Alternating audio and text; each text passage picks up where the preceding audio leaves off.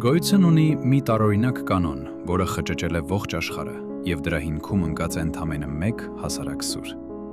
Խոսքը Բրիտանիայում ծախակողմյան երթևեկության ծագման եւ աշխարհին չենթարկվելու զարմանալի պատմության մասին է։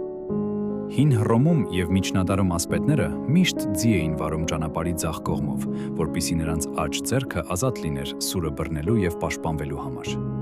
1756 թվականին Բրիտանիան պաշտոնապես օրենք ընդունեց Լոնդոնի կամրջի վրա ծախակողմյան երթևեկությունը պարտադիր դարձնելով, իսկ 1773-ին այն տարածվեց ողջ կայսրությունով։ Սակայն ամեն ինչ փոխվեց 1789 թվականի ֆրանսիական հեղափոխությունից եւ Նապոլեոնի գալուստից հետո։ Նապոլեոնը հրամայեց իր կայսրությանը երթևեկել աջ կողմով, որպիսի ոչնչացնի ազնվականների հին ավանդույթները։ Բայց Բրիտանիան, լինելով նրա գլխավոր թշնամին, համառորեն հրաժարվեց ենթարկվել, պահպանելով ձախ կողմը որպես հպարտության եւ ազգային անկախության խորհրդանիշ։